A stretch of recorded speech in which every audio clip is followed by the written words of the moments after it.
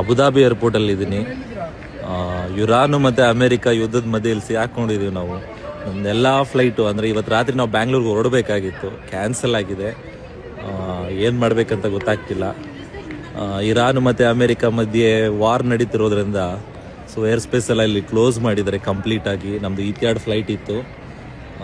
So ಇವತ್ತು ರಾತ್ರಿ ಇಲ್ಲೇ ಏರ್ಪೋರ್ಟಿಗೆ ಕಳಿಯೋಂಗಾಗಿದೆ. ನೆಕ್ಸ್ಟು 12 ಗಂಟೆ ತನಕ ಇರೋ ಎಲ್ಲ ಫ್ಲೈಟ್ಸ್ನು ಕ್ಯಾನ್ಸಲ್ ಮಾಡಿದ್ದಾರೆ. ನೆಕ್ಸ್ಟ್ ಅಪ್ಡೇಟ್ಗೋಸ್ಕರ ಕಾಯಿರಿ ಅಂತಲೂ ಹೇಳ್ತಾ ಇದ್ದಾರೆ.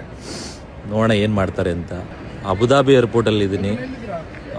ಇರಾನ್ ಮತ್ತು ಅಮೇರಿಕಾ ಯುದ್ಧದ ಮಧ್ಯೆ ಇಲ್ಲಿ ಸಿಕ್ಕೊಂಡಿದ್ದೀವಿ ನಾವು. ನಮ್ಮದೆಲ್ಲ ಫ್ಲೈಟು ಅಂದರೆ ಇವತ್ತು ರಾತ್ರಿ ನಾವು ಬ್ಯಾಂಗ್ಳೂರ್ಗೆ ಹೊರಡಬೇಕಾಗಿತ್ತು, ಕ್ಯಾನ್ಸಲ್ ಆಗಿದೆ. ಏನು ಮಾಡಬೇಕಂತ ಗೊತ್ತಾಗ್ತಿಲ್ಲ.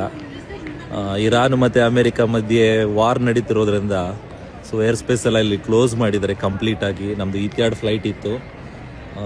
ಸೊ ಇವತ್ತು ರಾತ್ರಿ ಇಲ್ಲೇ ಏರ್ಪೋರ್ಟಿಗೆ ಕಳಿಯೋಂಗಾಗಿದೆ. ನೆಕ್ಸ್ಟು 12 ಗಂಟೆ ತನಕ ಇರೋ ಎಲ್ಲ ಫ್ಲೈಟ್ಸ್ನು ಕ್ಯಾನ್ಸಲ್ ಮಾಡಿದ್ದಾರೆ. ನೆಕ್ಸ್ಟ್ ಅಪ್ಡೇಟ್ಗೋಸ್ಕರ ಕಾಯಿರಿ ಅಂತಲೂ ಹೇಳ್ತಾ ಇದ್ದಾರೆ. ನೋಡೋಣ ಏನು ಮಾಡ್ತಾರೆ ಅಂತ.